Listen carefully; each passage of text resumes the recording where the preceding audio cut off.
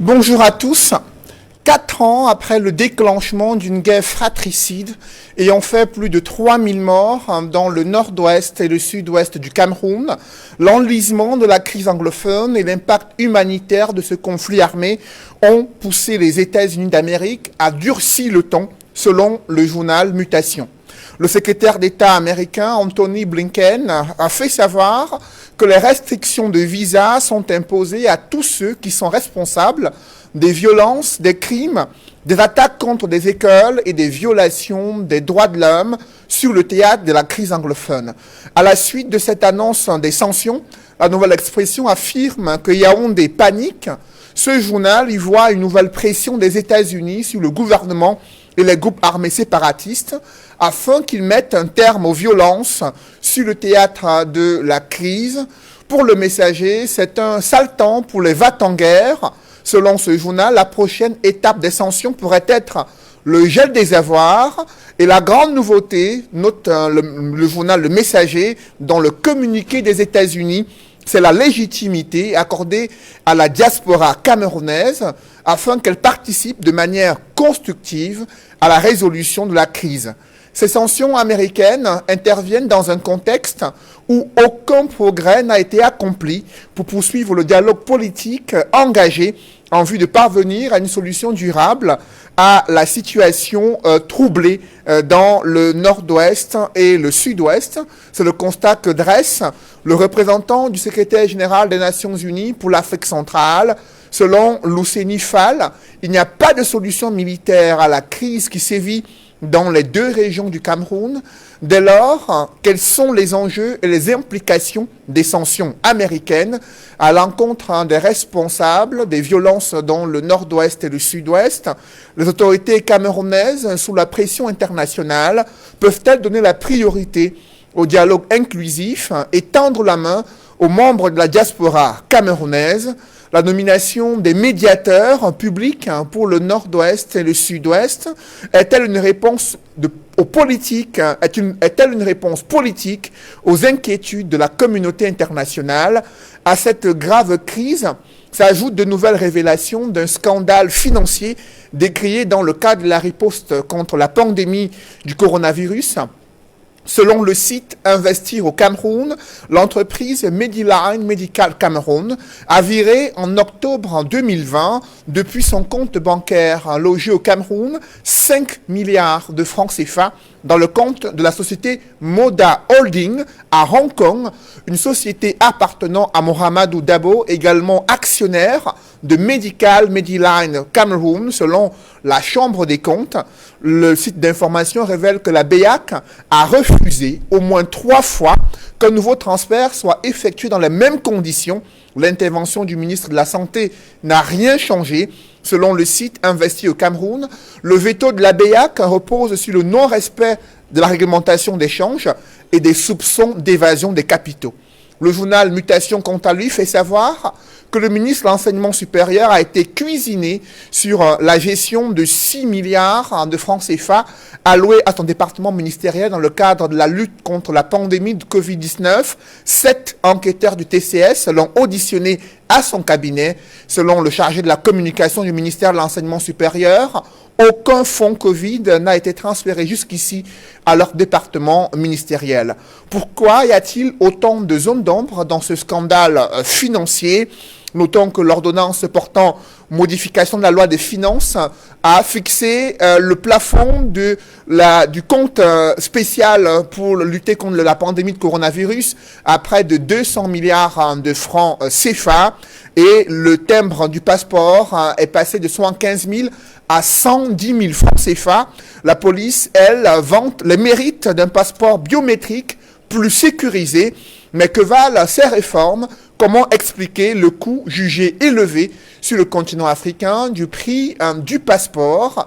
Ces questions brûlantes de l'actualité constituent l'ossature de droit de réponse.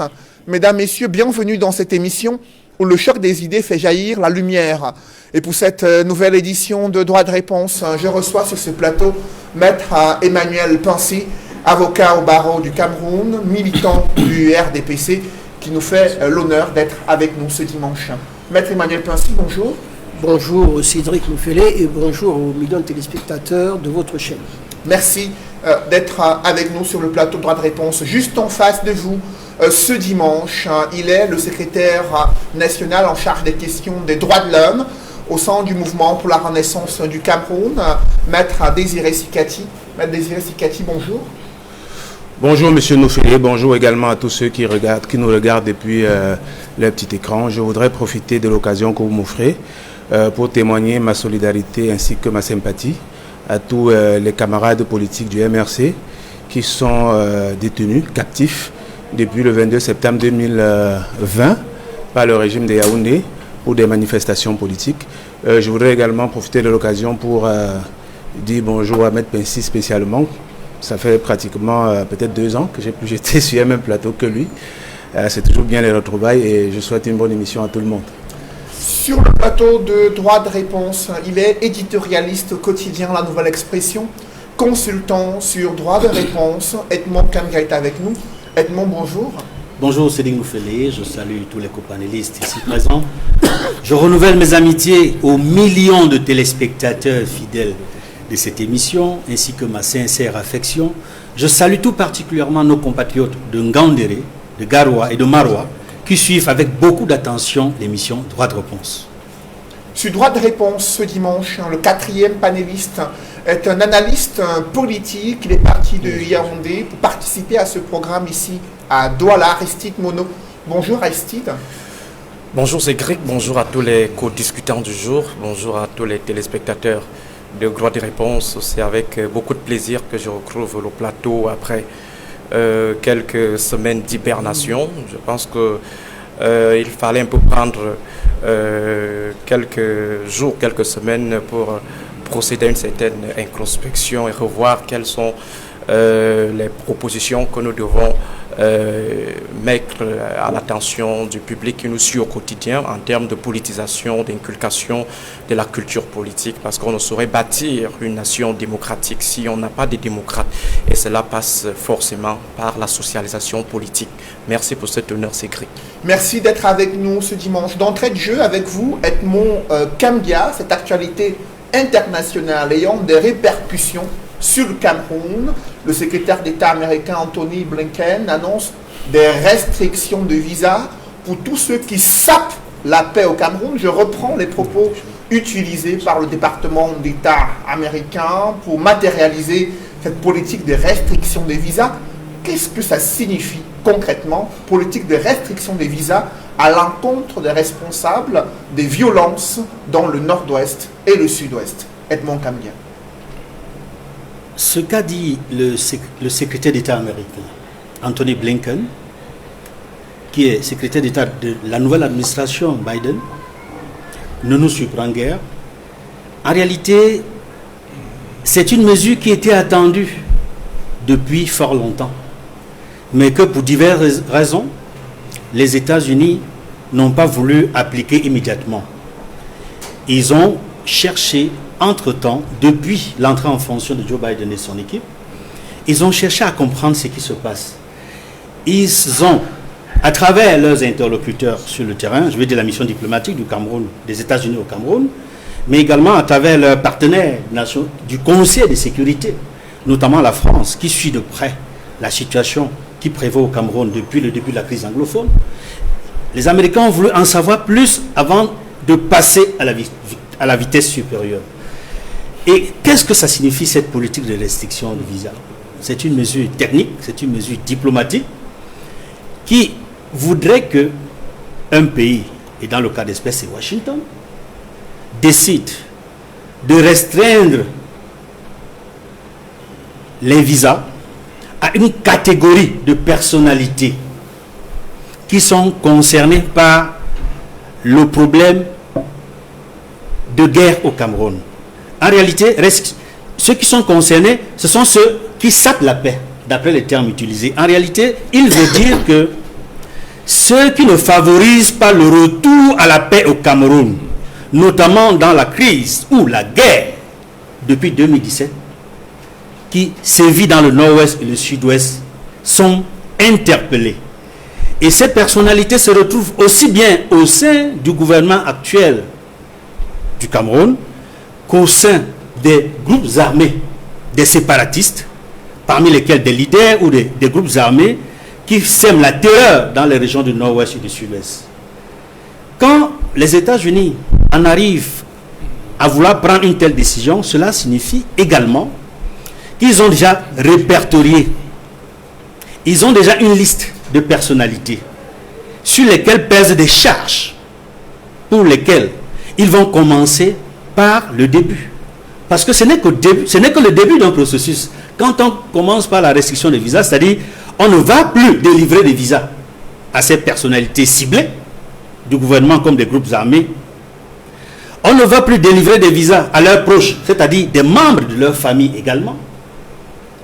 Et après cette étape de restriction de visas, il y a d'autres étapes qui vont suivre, parmi lesquelles le gel des biens et d'autres mesures sur lesquelles je ne voudrais pas anticiper ici. Cela montre enfin que les Américains sont déterminés dans leur volonté de faire en sorte que les deux camps, c'est-à-dire la partie gouvernementale et la partie séparatiste, poursuivent de manière régulière et permanente les contacts qui avaient commencé le 2 juillet de l'année dernière. Les contacts avaient commencé entre la partie gouvernementale et les leaders sécessionnistes, parmi lesquels Ayoub Sékou Tabé. On n'a pas compris pourquoi depuis près d'un an, il n'y a pas eu la poursuite des discussions entre les deux camps. Cette mesure interpelle également les deux camps dans la volonté des acteurs directs que je viens de citer de se retrouver pour parvenir à un cessez-le-feu. Et pour parvenir à un cessez-le-feu, il faut naturellement, ce qu'a dit dans ce même contexte le représentant du secrétaire général de l'ONU, Lousseni Fall, dans la région d'Afrique centrale, un dialogue inclusif, c'est-à-dire un dialogue qui intègre les acteurs qui n'avaient pas été pris en compte au grand dialogue national d'octobre 2019. Il faudra tenir compte de cela, des acteurs qui n'ont pas pris part, y compris la diaspora, les membres de la diaspora, et éventuellement, dans les mesures de sécurité possibles, des acteurs politiques, de la séparatiste, ou alors des acteurs des groupes armés. Voilà la première signification d'une telle mesure. Après vous, Edmond Kambia, Maître Désiré Sikati, lorsque un pays membre du Conseil de sécurité des Nations Unies en vient à prendre des sanctions à l'encontre des autorités camerounaises, des leaders des groupes armés séparatistes, pour l'aggravation de la crise et des violations des droits de l'homme, comment vous réagissez?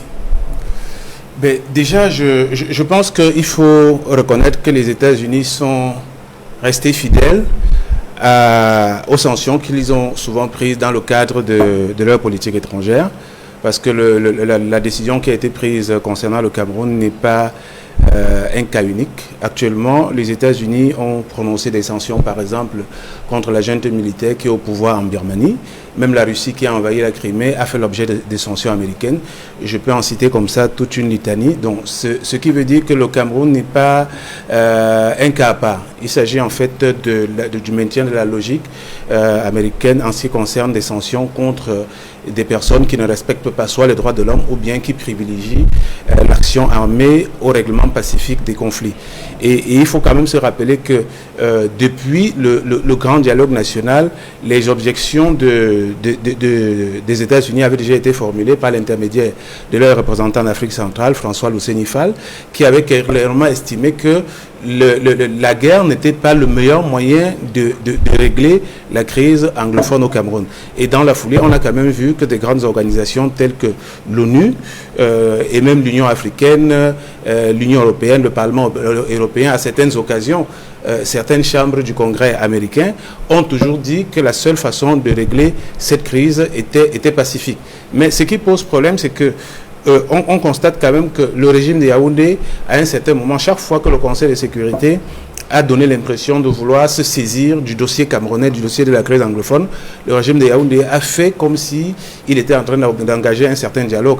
Et on a bien vu que le dialogue, le grand dialogue national qui avait été organisé en septembre 2019, à la fin du mois de septembre 2019, était comme une sorte d'esbrouf, parce que quelques temps avant, je pense un mois avant, bon, il y avait des rumeurs qui disaient qu'il était possible que le Conseil de sécurité de l'ONU soit saisi du dossier anglophone. Donc, dans la foulée, on a vu que le grand dialogue national avait été organisé, mais nous savons tous sur ce plateau, si nous voulons être de bonne foi, que ce grand dialogue national était tous un véritable dialogue, parce que c'était du bluff, vu que les représentants de la communauté anglophone, tout le monde sait qu'ils avaient été choisis, triés sur le volet par le régime de Yaoundé.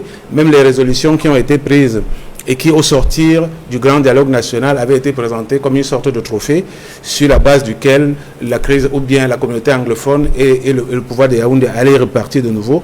On a bien vu que jusqu'à aujourd'hui, il n'y a pas eu d'impact sur le terrain de la guerre. Je vais tout simplement dire que les résolutions du grand dialogue national en ce qui concerne la crise anglophone n'ont pas été accueillies favorablement par la majorité des anglophones qui visiblement ne se retrouvent pas.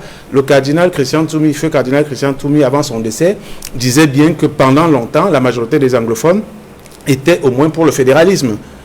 Voilà, était au moins pour le fédéralisme. Il y en avait aussi un certain nombre important qui voulait l'indépendance. Mais aujourd'hui, on constate quand même que, bon, malheureusement, tout le tralala ou bien toute la publicité qui est faite autour des résolutions du grand dialogue national, notamment la création d'un statut spécial pour les deux régions anglophones, on voit bien que sur le terrain de la guerre, ça ne change rien du tout, parce que malheureusement, les groupes séparatistes armés ont, au fur et à mesure que le temps passe, ils deviennent plus opérationnels dans des stratégies militaires qu'ils n'avaient pas auparavant. On voit par exemple qu'aujourd'hui, ils sont capables d'utiliser des explosifs, ils sont capables de fabriquer des mines antipersonnelles qu'ils utilisent pour détruire les chars de l'armée. Ça, ce n'était pas des techniques de combat qu'ils avaient auparavant. Donc, si aujourd'hui on en est arrivé là, ça veut dire que forcément la guerre qui a été déclaré par le président Paul Biya lors d'un retour d'un séjour en Côte d'Ivoire à l'aéroport de Simalek, la guerre n'a rien donné. Il faut donc réviser la position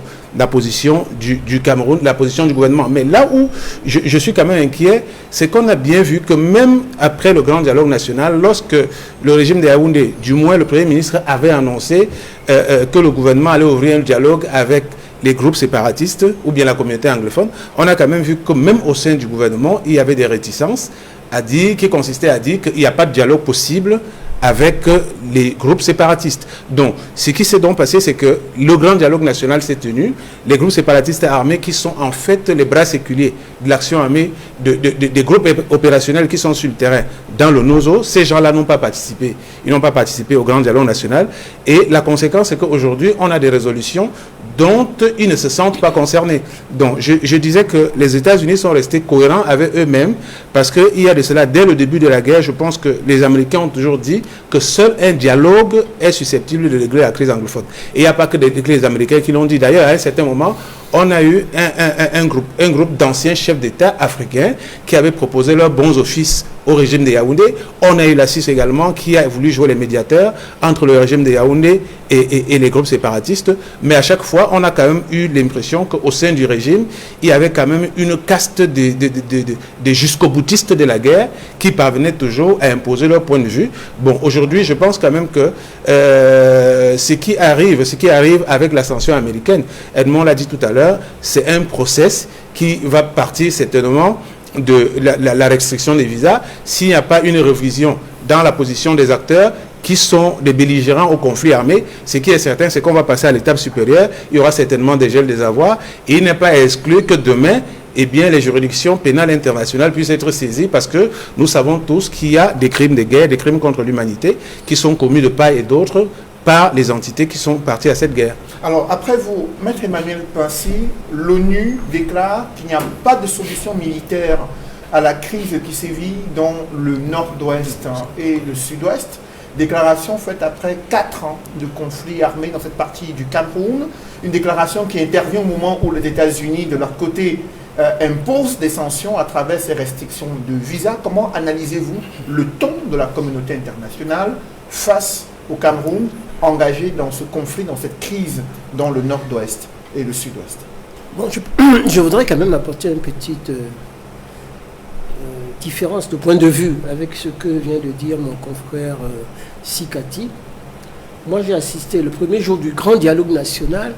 Il y a eu même un général, c'est-à-dire un chef de guerre qui s'est présenté, ainsi que plusieurs personnes qui sont des personnes qui étaient des belligérants, qui se sont présentés au palais des congrès pour discuter avec le gouvernement. Je voudrais également ajouter que tout le monde était invité, et même le MRC. Et je voudrais ajouter qu'il existait également une plateforme pour que tous les Camerounais puissent donner leur point de vue sur ce sujet-là. Bon, le MRC a refusé de participer, d'autres partis politiques qui ont participé.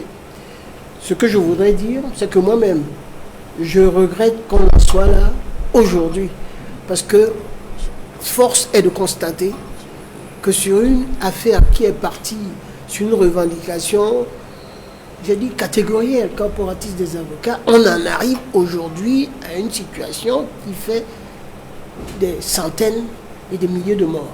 Alors cette situation est déplorable, et je crois que le gouvernement, effectivement, a eu à son sein des ventes en guerre. Il y a eu des ventes en guerre.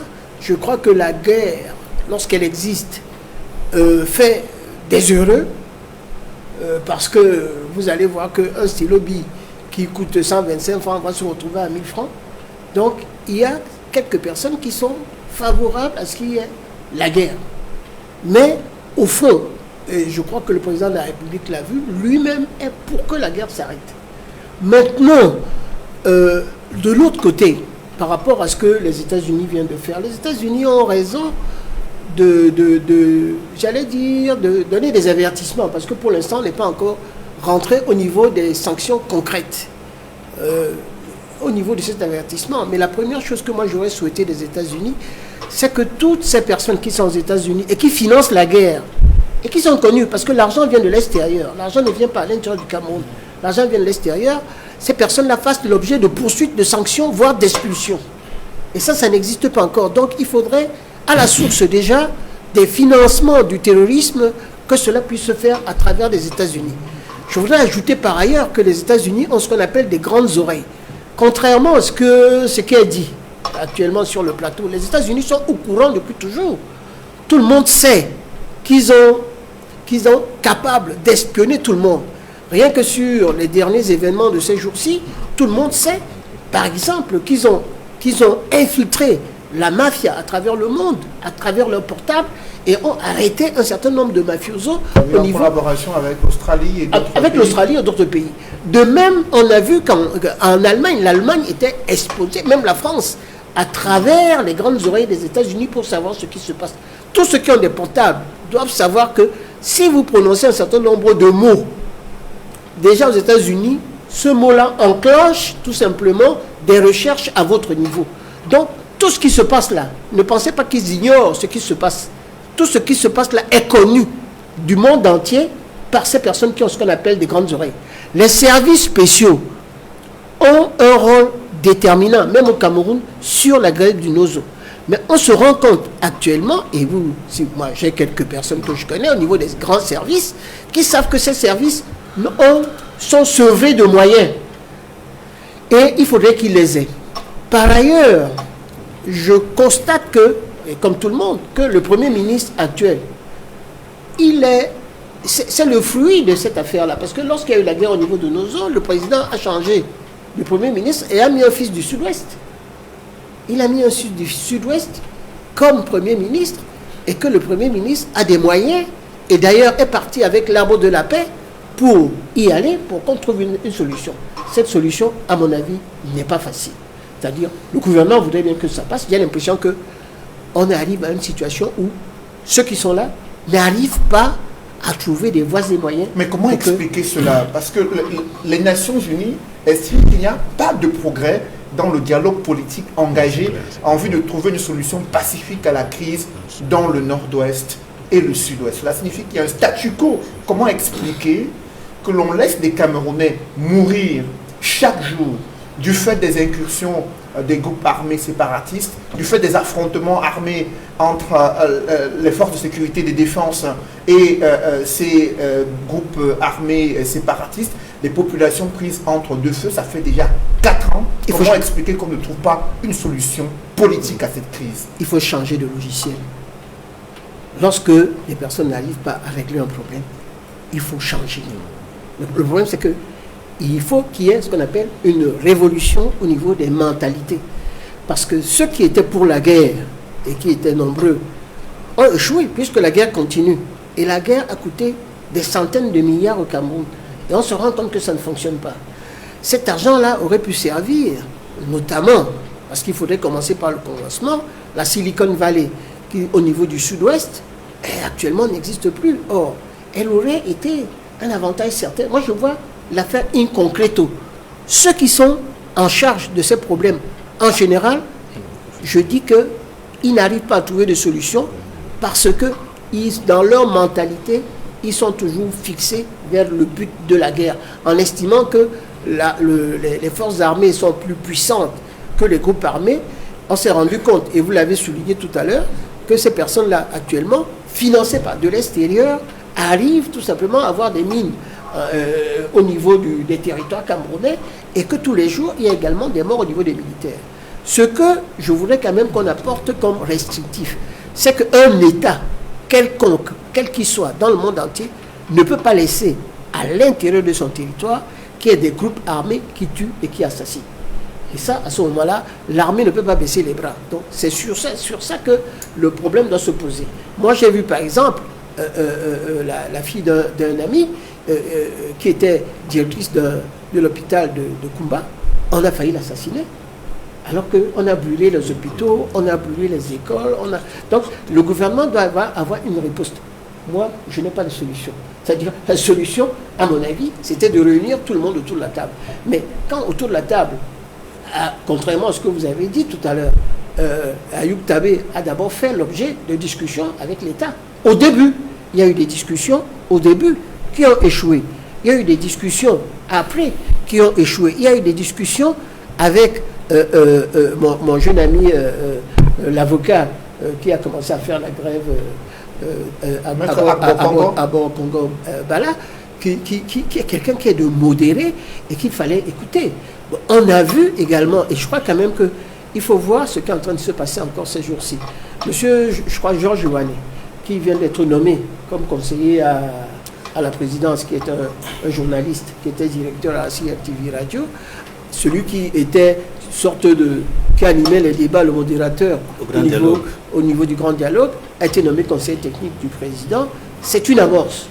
On a également vu qu'au niveau, comme conseiller technique, vous avez monsieur Awala Oudougué, qui était procureur général à Douala, et après avocat général, premier avocat général à la Cour suprême, un magistrat intègre, compétent, humble et sérieux, qui vient d'être nommé conseiller à la présidence, conseiller technique, ce qui voudrait dire qu'on va apporter un accent qui va être beaucoup plus juridique, beaucoup plus peut-être consensuel, pour faire en sorte que ce dialogue doit continuer.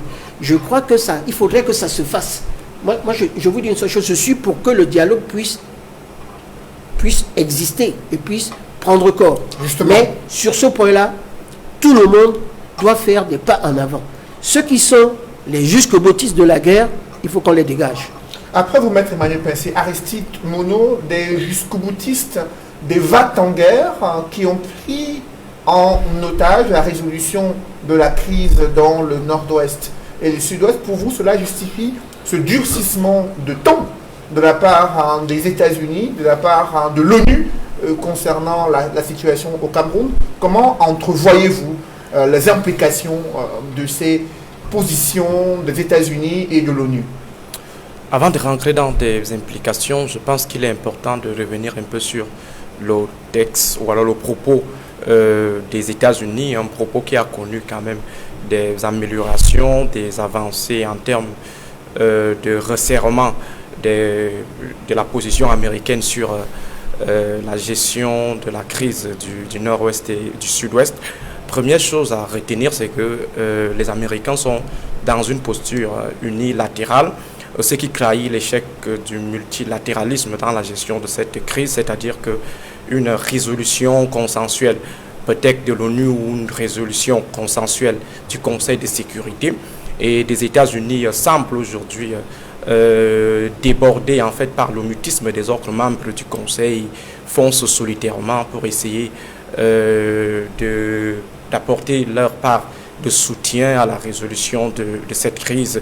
Et maintenant, pourquoi est-ce qu'il y a aujourd'hui l'échec d'une solution multilatérale? C'est tout simplement parce que de l'autre côté, on a une France, la France de M. Emmanuel Macron, qui n'est pas du tout engagée dans la perspective d'une résolution pacifique de la crise, dont la France a une position purement guerrière, et elle joue aujourd'hui un rôle fondamental dans l'enlisement de la situation dans ces deux régions du nord-ouest et du sud-ouest. Le président de la République ne bénéficie pas d'une large marge de manœuvre par rapport à la résolution de cette crise. On sait bel et bien que, quels que soient les niveaux de revendication de l'autonomie des pays, des ex-colonies françaises, on reste quand même sous le joug de la France, sous le joug mais cette France, l'Élysée.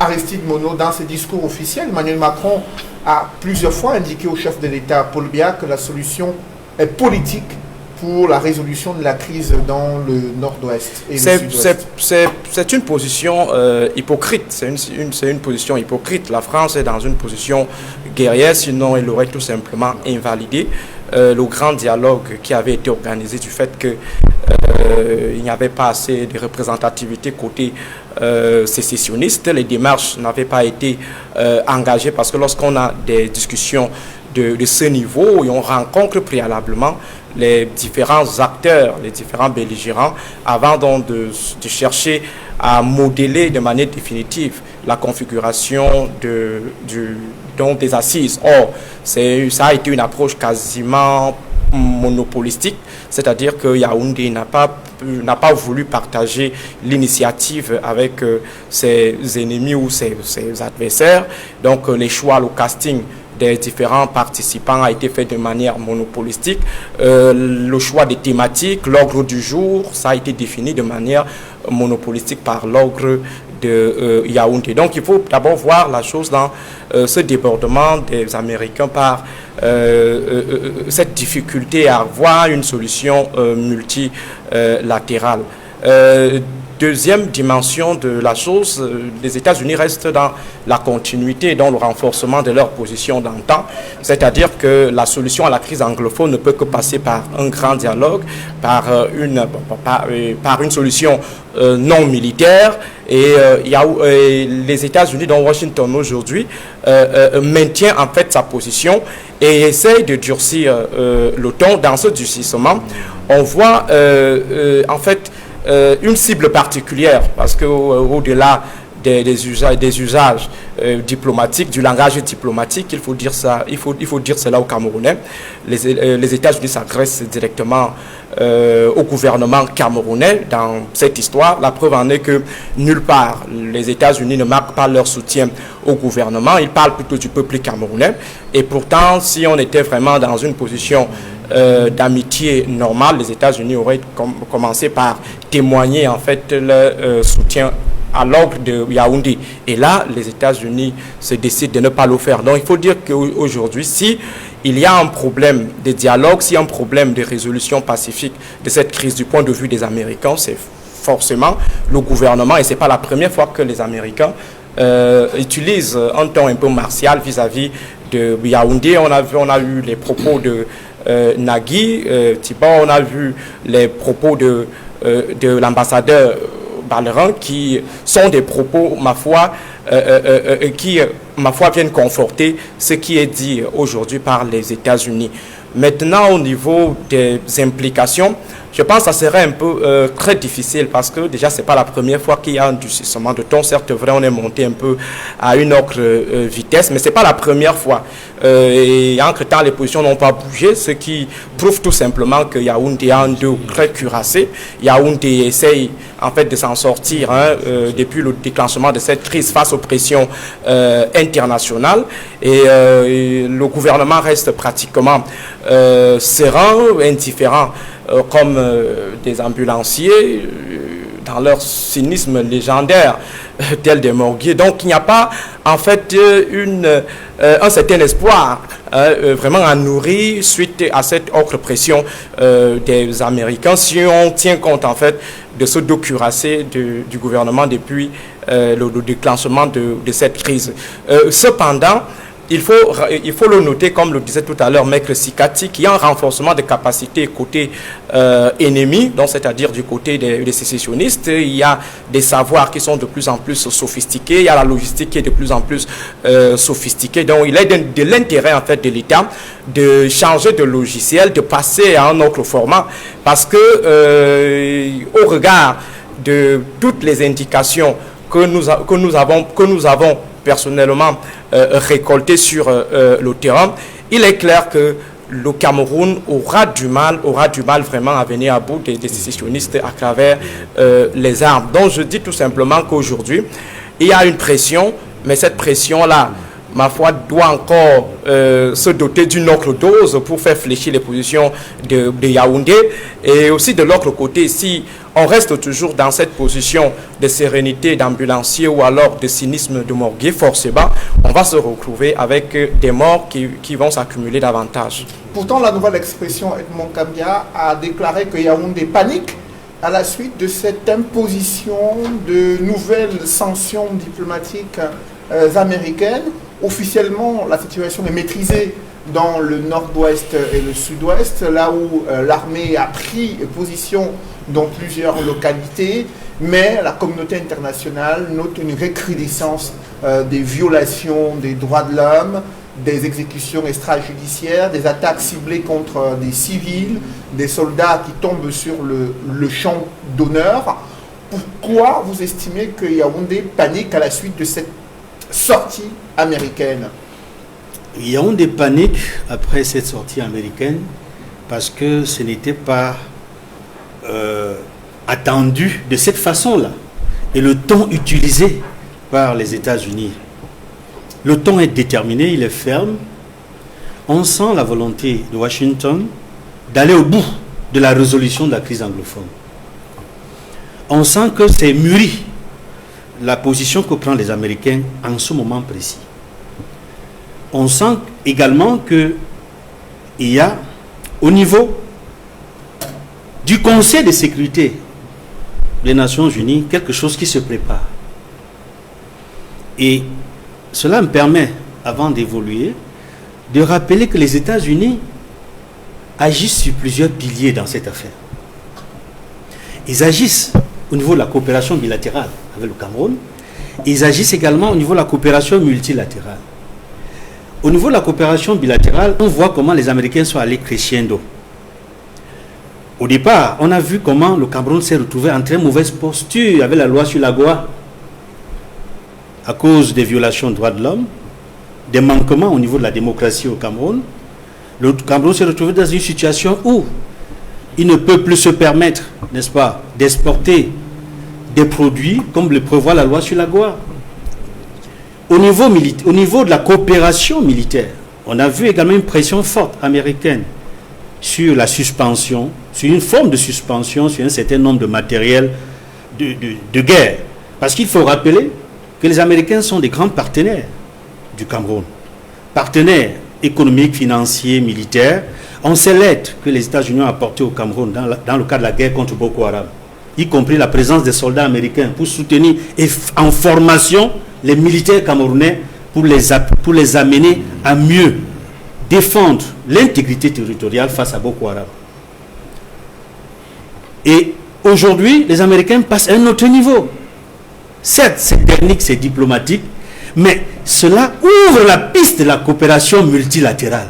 C'est-à-dire, cette mesure que les Américains sont en train de prendre, ce n'est pas seulement une mesure de coopération bilatérale qui concerne le Cameroun et les États-Unis. Cela va s'étendre et se retrouver au niveau de la coopération multilatérale. C'est-à-dire que les Nations Unies, il faut le comprendre dès aujourd'hui, sont déjà en train d'être engagées dans une éventuelle réunion formelle du Conseil de sécurité où le cas Cameroun sera examiné. Parce que cette mesure qui est prise au niveau des visas est diplomatique, mais elle rentre dans les mesures diplomatiques également qui sont prises par le Conseil de sécurité au niveau du chapitre 7. Cela rentre dans le chapitre 7 de la Charte des Nations Unies, où des mesures diplomatiques, à côté des mesures économiques et financières et des mesures militaires, sont prises dans le chapitre 7, les articles 39, 40, 41 et suivants. Donc je suis en train d'appeler le gouvernement camerounais à réaliser que ce n'est plus seulement la coopération bilatérale entre les États-Unis et le Cameroun. C'est également le début d'un processus qui va faire intervenir la coopération multilatérale et en particulier les Nations Unies et le Conseil de sécurité des Nations Unies.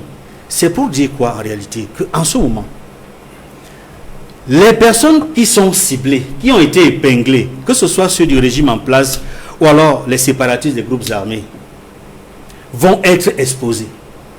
Et leur exposition va faire en sorte que il sera possible, en cas de réunion formelle du Conseil de sécurité, que le Conseil de sécurité habilite la Cour pénale internationale à s'intéresser à certaines personnalités qui auront été ciblées, notamment si après des investigations, une enquête sur le terrain, il est prouvé qu'ils ont contribué de près ou de loin à la réalisation des crimes de guerre, à la réalisation des crimes contre l'humanité, au massacre ou au génocide.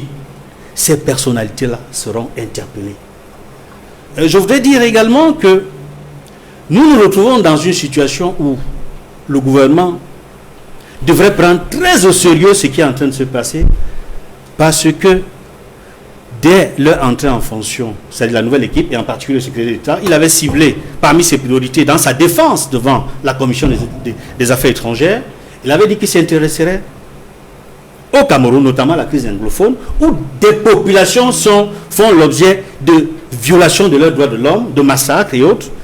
Il avait dit que les États-Unis s'intéresseraient également à l'Éthiopie, qui connaît également un problème de lutte des séparatistes avec le gouvernement central, ainsi que la situation dans l'Ouganda. Restons au pays avec le Cameroun pour dire que voici venu le moment pour les entrepreneurs de la guerre qui sont au sein du gouvernement ou qui sont proches du gouvernement à faire très attention.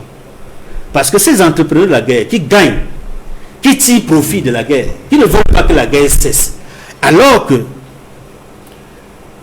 on le voit si bien dans la déclaration qui a été faite par Lungseni Fall, le représentant secrétaire général de l'ONU, il n'y a pas de solution militaire dans la crise anglophone. Il a dit de manière formelle et claire cette fois-ci. Avant, il faisait allusion à cela sans le dire de manière formelle. Et quand il le dit, c'est comme si c'est le secrétaire général de l'ONU qui le disait lui-même. Lequel secrétaire général fait régulièrement des rapports sur la situation du Cameroun au Conseil de sécurité des Nations Unies. Nous nous retrouvons donc dans une situation où, d'un camp comme dans un autre, c'est-à-dire du côté du gouvernement comme du côté des groupes armés, il va falloir que chacun prenne au sérieux et agisse dans le sens de régler de manière inclusive, durable et définitive la crise dans le nord-ouest et le sud-ouest. Edmond Kamga, dans cette position américaine et position onusienne, il y a un terme qui revient, la diaspora camerounaise. L'ONU demande au gouvernement de tendre la main aux membres de la diaspora camerounaise. Les États-Unis estiment qu'ils doivent être intégrés dans le processus de dialogue inclusif. Qu'est-ce que cela signifie concrètement? Que la résolution de la crise anglophone passera par une discussion non négociable avec la diaspora camerounaise? C'est très clair, M. Noufélé. Vous savez que la diaspora n'a pas pu participer véritablement au grand dialogue national. La diaspora, je m'en souviens, beaucoup de leaders politiques ou séparatistes de la branche de la diaspora avaient souhaité participer au grand dialogue. Mais ils avaient émis un certain nombre de conditions relatives à leur sécurité. Et visiblement, les conditions qui avaient été émises par les leaders politiques et les acteurs de la diaspora dans le cadre de la crise anglophone, les réponses n'avaient pas été apportées pour leur permettre d'y participer parce qu'ils craignaient pour leur sécurité. Ils avaient notamment fait des propositions qui visaient à faire en sorte que ce dialogue se tienne dans un pays ami du Cameroun ou alors au siège de l'Union africaine en Éthiopie pour qu'ils puissent y participer sans problème en tenant compte de leur sécurité. Il y avait également, ils souhaitaient qu'une décision, qu'une loi soit prise une loi dans le sens de ne pas les faire arrêter de leur arrivée au Cameroun. C'est pour dire que quand les Américains insistent sur la nécessité de faire participer la diaspora, c'est parce qu'effectivement, ceux-là même que le gouvernement considère comme les donneurs d'ordre, qui seraient basés en Occident et en particulier aux États-Unis, qui n'ont pas pris part à ce dialogue. Voici donc venu le moment de les faire participer de manière inclusive à ce dialogue. Parce qu'il faut le rappeler, le gouvernement camerounais, à travers certains comptes du régime ou à travers certains ministres, ont souvent interpellé les États-Unis il va falloir extrader, expulser ces Camerounais qui vivent aux États-Unis. C'est une sorte de réponse également de Washington. Faites-les participer. Donnez-leur l'occasion de discuter. Ceux-là que vous considérez comme les donneurs d'ordre. Donnez-leur la possibilité de discuter et accordez-leur des cadres de sécurité fiables pour qu'ils puissent discuter. Voilà, je pense, derrière cette mesure, et ce sera fondamental pour la suite. Parce que si la diaspora ne participe pas, je ne crois pas que la discussion, le débat sera véritablement inclusif. Parce qu'il y a deux catégories qui doivent participer pour que ce soit inclusif. La diaspora, qui s'intéresse à la crise anglophone. Deux, les groupes armés et leaders politiques sécessionnistes qui se trouvent au Cameroun. Après vous, Edmond Kamga, Maître Désiré Sikati, pensez-vous que le gouvernement, sous la pression de la communauté internationale, peut accorder la priorité à ce dialogue inclusif en prenant en compte les aspirations de cette diaspora camerounaise dont font mention les États-Unis et l'ONU dans leur communiqué? Moi, je me serais plutôt posé la question de savoir si le régime de Yaoundé a les moyens de s'opposer à la communauté internationale. Et pour répondre à ça, je pense qu'il faudrait peut-être se référer à ce qui s'est passé dans des cas similaires à celui du Cameroun. On a bien vu que les pays qui s'opposaient à la résolution pacifique des conflits, à la fin, n'ont pas réussi à tenir tête à la communauté internationale. Il faut se rappeler, s'agissant du cas des États-Unis, que avant le régime de M. Biden, le régime de Donald Trump avait quand même pris un certain nombre de mesures de rétorsion contre le régime de Yaoundé, notamment la loi sur la suspension du Cameroun à l'AGOA, également la suspension de la coopération militaire avec le Cameroun pour des questions liées aux violations des droits de l'homme. Et aujourd'hui, ce que les Américains sont en train de dire, c'est qu'il y a plusieurs cas de violation des droits de l'homme dans la crise anglophone parce que c'est la guerre qui a été choisie comme option de résolution de la crise, tant en ce qui concerne le régime de Yaoundé que les séparatistes. Donc, maintenant, la question c'est quoi? La question, c'est celle de savoir est-ce que le régime de Yaoundé a les moyens de s'opposer? Moi, je vois les choses, la décision américaine, dans un premier temps, comme une décision qui est certes prise par les États-Unis, mais qui, au fur et à mesure que le temps va évoluer, va rentrer dans le cadre d'un élargissement du processus avec d'autres grands pays de la communauté internationale, notamment les pays qui sont membres permanents du Conseil de sécurité. Et à ce moment, on va se retrouver devant un éventail de sanctions qui vont aller sous la forme d'un entonnoir qui est mis dans sa véritable position. C'est-à-dire que les sanctions vont aller grandissantes. Et je dis et je répète que c'est vrai qu'à la suite de la conférence de Berlin, les grandes puissances se sont partagées le monde. Mais il faut quand même reconnaître que lorsque vous voyez aujourd'hui les États-Unis intervenir au Cameroun dans une zone géographique qui semble être historiquement le précaré de la France, vous allez convenir que si les États-Unis viennent, ça veut dire que quelque part, ils ont des éléments qui leur permettent de mettre la pression sur la France pour que même au sein du Conseil de sécurité, à un certain moment, la France se dise, bon, le régime de Yaoundé, ça devrait quand même être difficile de le soutenir, il faudrait peut-être résoudre le problème autrement. Parce qu'il ne faut pas oublier quelque chose. Les États-Unis, jusqu'à maintenant, jusqu'à l'heure où nous parlons, c'est la première puissance politique, économique, militaire, diplomatique du monde. Donc, je ne vois pas un seul pays qui est capable, hormis peut-être des grandes puissances qui ont les moyens de leur politique, comme la Chine, la Russie, qui sont capables de dire non aux États-Unis sous certaines conditions. Ben, je ne vois pas les membres du régime de Yaoundé en train de donner le ton lorsque une décision a été prise par les Américains. Surtout que vous avez quand même à la tête des États-Unis aujourd'hui un président qui a décidé de faire de la politique étrangère des États-Unis un maillon essentiel de son mandat. Donc, et c'est même pas seulement la politique, c'est pas seulement la politique étrangère, la politique africaine. Parce que Joe Biden, avec Donald Trump, on avait quand même l'impression que bon, le suivi du processus de règlement pacifique de la crise au Cameroun était un peu lent parce que justement Donald Trump disait que je m'occupe d'abord des Américains qui vivent en Amérique avant de m'occuper de ce qui se passe ailleurs. Nous savons très bien qu'avec les démocrates, la question de la politique étrangère est une question fondamentale. Donc je ne vois pas les choses comme l'a dit M. Aristide Mono tout à l'heure, quand il pensait que bon, les sanctions qui sont prises par les États-Unis vont se retrouver dans le même cadre que les autres sanctions antérieures. Il faut quand même se rappeler que depuis le début de la crise, quel que soit l'angle sur lequel on se trouve, on sait que le régime de Yaoundé n'a jamais joué le jeu de la franchise.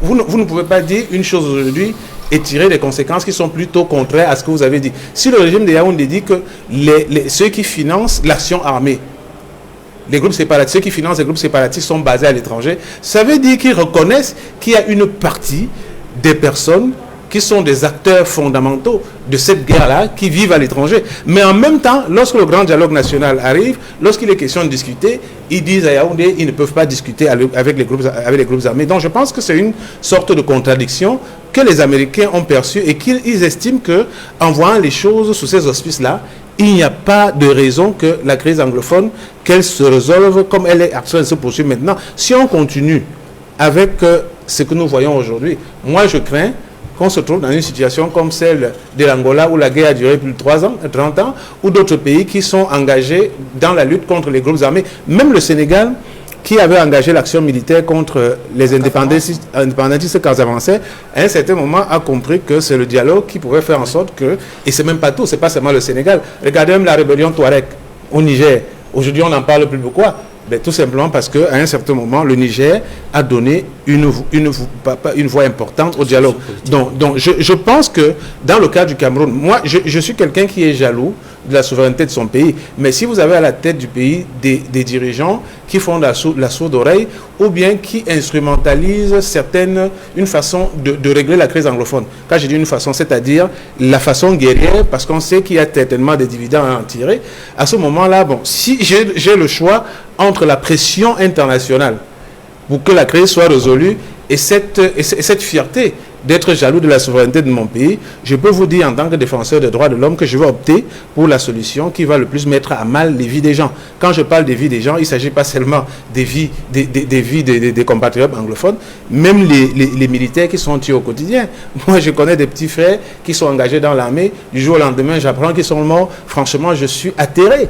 Voilà, donc il faut que ça s'arrête parce que les dégâts, on les a de tous les côtés. Les seules personnes qui tirent les marrons du feu de cette guerre, c'est ceux qui sont dans les bureaux feutrés à Yaoundé, qui commanditent la guerre, qui commanditent les commandes d'armement, mais qui tirent profit parce que forcément, il y a des surfacturations qui sont faites, il y a des frais d'émission, il y a un budget de la guerre qui met à genoux le peuple camerounais. Voilà, donc tout à l'heure, on va parler peut-être du problème du passeport. Mais vous allez voir que même cette augmentation du prix du timbre sur le passeport participe de cette stratégie pour le gouvernement à équilibrer son budget parce qu'aujourd'hui on concentre une bonne partie du budget qui aurait dû être investi ailleurs dans des opérations militaires dont on aurait pu s'en passer. Maître Emmanuel Pensy, la diaspora incontournable dans un dialogue inclusif pour ramener la paix dans le nord-ouest et le sud-ouest, le sentiment de l'ONU et des États-Unis. Est-ce que vous partagez ce point de vue? Oui, d'abord, il ne faut pas exclure la diaspora. Mais je voudrais quand même dire une seule chose, parce que je vois ici en train de pondre et de naître au niveau d'un certain nombre de participants le fait que les menaces sur le Cameroun, en disant que le Cameroun, le Conseil de sécurité va siéger, que le Cameroun va aller devant la CPI, qu'on va traduire le Cameroun pour crime de guerre, pour génocide, mais ça n'a aucun sens. D'abord, le mode de saisine de la Cour pénale internationale, c'est très compliqué. Il faudrait passer par une résolution du Conseil de sécurité où déjà, si par extraordinaire et par impossible ça arrivait, le Cameroun a des pays amis. Parmi les 5 pays... Non, je dis au point de vue technique, parmi les 5 pays du Conseil de la sécurité qui peuvent faire, il suffit d'un seul veto. D'abord, ça n'ira pas. Donc, au point de vue même technique. On disait la même chose pour la Libye, on a dit la même chose pour la Côte d'Ivoire. Vous avez parlé tout à l'heure, avec vos menaces feutrées qu'on connaît, du MRC, en disant si vous ne faites pas ceci, on va vous faire...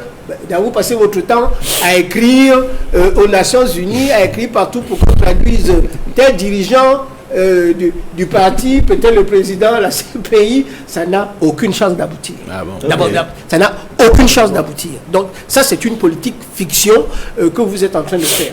D'abord, ça c'est très compliqué, et toi tu le sais. Non, c'est pas compliqué. Je vous ai donné 2 cas. Je vous ai donné le cas de la Côte d'Ivoire et de la Libye. Merci à la parole, je vous en prie. La Côte d'Ivoire s'en mord les doigts. Et la Libye. Et la Côte d'Ivoire d'ailleurs a fait un processus, tout le monde de 50 Gbagbo, et pour l'instant ils s'en mordent les doigts. C'est pas la meilleure manière de faire, et ça a mis ce pays... Non, le problème c'est est-ce que le Conseil de sécurité ne pourra pas fonctionner. Je vous dis que ça n'a aucun sens et ça ne marchera pas. Et d'ailleurs, vous le savez très bien, la France est un pays ami, tout le monde le sait en ce qui me concerne, mais on voit maintenant même un pays qu'on estime comme petit, comme la Centrafrique, qui est en train de faire des choses incroyables contre tout ce qu'on pensait comme étant la zone géopolitique spécifiquement française avec les Russes. Et qui désole tout le monde. Les Nations Unies, d'ailleurs, ont mis en haut là sur un certain nombre de militaires russes qui devaient encore envahir la Centrafrique, et cela avait un danger au niveau de la sous-région. Donc, ne faites pas toujours une politique fiction en pensant que Yaoundé, contrairement à ce que j'ai lu dans la nouvelle expression, il n'y a aucune panique au niveau du gouvernement qui voudrait que cette guerre finisse. Il y aura un gel des avoirs après. Je vous en prie, Maître Daniel Princier, à la parole. Vous dites que le gouvernement souhaite que la guerre finisse. Oui. Mais les actes qui sont posés, est-ce qu'ils matérialisent cette volonté politique d'aller vers une résolution pacifique de la crise? La deuxième chose que je voudrais ajouter, parce que je ne vais pas perdre dans mon idée, au niveau du grand dialogue national, le premier jour j'ai assisté, parmi les 40 personnes à Douala, dans le littoral, j'étais invité. J'y ai vu les gens de la diaspora. J'en ai même discuté avec plusieurs qui sont venus de l'étranger. Diaspora choisie. Non, les gens... Oui. C'était la diaspora choisie. Excusez-moi, vous avez parlé tout à l'heure, je ne vous ai pas coupé. Le problème, j'avais la contradiction, c'est de laisser l'autre parler. Au moment où celui-ci met à mal et en difficulté... Non, vous ne mettez pas à mal, c'est juste une précision. Je vous en prie, Maître Sikati. C'est même Princier à la parole. C'est vous qui dites que choisi. Le gouvernement a pris, d'ailleurs fait une résolution, a dit que vous pouvez venir, d'où que vous veniez, il ne vous arrivera rien. Ça a été dit. Et c'est ce qui s'est passé. On n'a arrêté aucune personne. Même des personnes qui avaient assassiné et qui s'étaient présentées et que j'ai vu devant moi avec des jeunes à qui on a donné un certain nombre de maillots qui étaient là. Ce jour-là, je les ai vus, qui étaient parmi les assassins, les gens qui ont tué. On les a pris pour faire en sorte qu'on puisse faire en sorte qu'ils passent par un certain nombre d'instances financées par le gouvernement pour qu'ils soient réintégrés. Donc les efforts ont été faits. Vous avez toujours là en train de... Moi je vois toutes les menaces, CPI, Conseil de sécurité, ça ne marchera pas. Ça c'est une politique fiction et ça fait combien d'années? Ça fait des années que j'entends ça et ça ne fonctionne pas. D'abord c'est très difficile de mettre en œuvre et de démontrer que le gouvernement a fait un génocide au niveau du nord-ouest et du sud-ouest. Il n'y a aucun crime de guerre. Et ça n'existe pas. Gbagbo. Quoi? Gbagbo. Qui? Vous ne connaissez pas le massacre de Gbagbo, c'est ça? Le massacre de Gbagbo. Non, c'est pas... Vous ne connaissez pas Modern Francisca College. Quand vous parlez de génocide, d'abord il y a un certain nombre de... C'est pas le génocide, c'est les crimes de guerre. Non, la définition de crime de guerre, c'est également des notions. On a vu qu'en Côte d'Ivoire, ça n'a pas été démontré malgré les milliers de morts à Yopougon et ailleurs. C'est très difficile à mettre en œuvre. Donc je voudrais rassurer qu'il n'y aura pas de possibilité d'y aller parce que le gouvernement camerounais a montré une volonté de régler ce problème par le dialogue.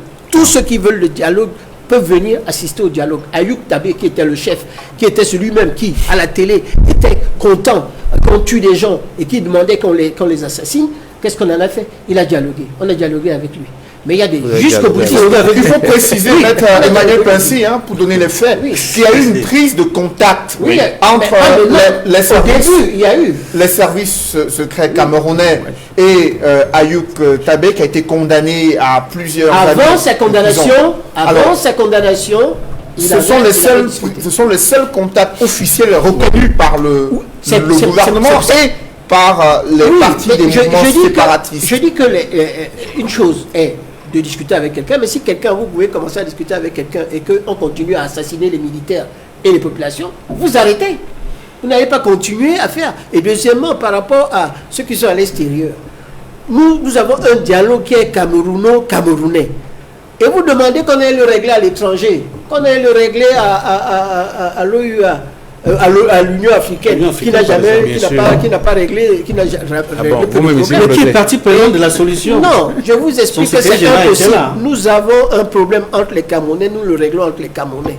Le Cameroun, tout à l'heure, quelqu'un parlait d'ici en disant que c'est un pays souverain. Vous n'allez pas nous dire que nous allons régler ça en Suisse. Ça n'a aucun sens. Non, pour des raisons humanitaires. Vous reprochez aux Camerounais d'aller en Suisse. Pour des raisons de sauvegarde des droits de l'homme et humanitaires. Vous reprochez aux Camerounais d'aller en Suisse, notamment au chef d'État, d'aller en Suisse. La Suisse, effectivement, c'est une terre neutre. Mais ça peut sauver des vies. Lorsqu'on a un problème, un dialogue entre les Camerounais, ça se règle au Cameroun. Mais vous avez suivi les critiques de l'opposition sur le fait qu'il y a une accaparation, le gouvernement s'accapare de l'organisation de ce dialogue et des différentes thématiques et ne prend pas en compte les propositions qui ont été faites par l'opposition. Vous-même, vous l'avez dit, le Premier ministre a rencontré plusieurs acteurs politiques, les acteurs sociaux et autorités religieuses avant le grand dialogue en 2019. Mais ceux-ci ont constaté que leurs propositions n'ont pas été intégrées dans l'organisation de ce grand dialogue. Est-ce que cela justifie la position de l'ONU actuellement, qui estime que toutes les propositions, toutes les recommandations du grand dialogue ne sont pas appréciées par la diaspora camerounaise et qu'il faudrait à nouveau organiser un dialogue plus inclusif et faire que la diaspora camerounaise puisse y participer? Moi j'ai un grand regret. Mon plus grand regret, c'est la disparition du cardinal Toumi. Ça, c'était un élément essentiel au niveau du grand dialogue parce que son éminence était quelqu'un de respecté. Et il lui fallut qu'on lui donne le rôle qui est le sien et ça fait partie des maillons essentiels qui ont disparu. Bon. Maintenant, ce qu'il faudrait, c'est qu'il nous faudrait, c'est-à-dire tous les jusqu'au-boutistes de deux bords, parce qu'il en existe des jusqu'au-boutistes des deux bords. Il y a des gens comme nous, et il y en a d'autres qui sont même au gouvernement, qui veulent que ça cesse, qui ne voudraient pas que ça cesse. Moi, ça fait très longtemps, je ne pars plus à Bamenda. Moi, j'ai même des difficultés à aller à Bouya. Il paraît que ça s'est calmé. Mais quand on voit la situation économique et financière qu'il y a là-dedans, j'espère que tout à l'heure on va parler des médiateurs qui ont été nommés. Justement. On se rend compte que c'est une situation gravissime. L'argent qu'on met à cette guerre-là aurait dû servir tout simplement à développer cette région. Et cet argent-là, pour l'instant, il n'est pas développé. Si vous regardez également la distribution, la répartition du budget d'investissement public, vous allez vous rendre compte que les deux régions qui rapportent le plus d'argent au Cameroun, c'est-à-dire le sud-ouest et le littoral, ont une portion congrue que personne ne comprend. C'est ça que je ne comprends pas. Donc quand vous devez faire au niveau de la répartition des postes, on va parler tout à l'heure peut-être des régionalisations. Quand vous allez voir la région de Douala, 3 milliards, avant qu'on ne nomme même des gens, c'est-à-dire qu'ils soient élus, il n'y avait pas de local. Il n'avait pas de budget. Vous parlez là du conseil régional du littoral qui a reçu comme budget 3 milliards. 3 milliards de francs CFA. 3 milliards CFA. Le sud-ouest a reçu combien? Environ 2,5 milliards. Et le nord-ouest, 2 milliards. Pour vous, c'est ça la réponse aux préoccupations des populations qui souhaitaient elles-mêmes prendre en charge leur développement? C'est une mauvaise réponse. Parce que cet argent-là, c'est peanuts. Comme disent les Anglais, c'est rien du tout. Et quand on regarde les choses au niveau du gouvernement actuel, il faudrait faire la politique, ce qu'on appelle de cost killing. Il y a des sommes énormes qui sont dépensées à ne rien faire. J'espère qu'on va parler de la Covid-19 et de tous ces milliards qui sont partis. Alors, tout à l'heure, Maître Prince, Oui. vous parlez des médiateurs publics qui ont été nommés dans le sud-ouest et le nord-ouest au lendemain des sanctions américaines. Est-ce que c'est une manière pour le gouvernement de montrer qu'il est en train d'avancer vers le dispositif du statut spécial? À la une de Cameroun Tribune d'ailleurs, on parle d'un dispositif désormais complet du statut spécial dans le nord-ouest et le sud-ouest avec la nomination de ces médiateurs publics supposés indépendants selon les textes présidentiels. En lisant le Cameroun Tribune, on dit complet parce que ça figure tout simplement sur les dispositions des collectivités locales décentralisées, sur cette loi-là. On parlait déjà d'eux, mais il ne faut pas simplement des médiateurs dans le sud-ouest et le nord-ouest.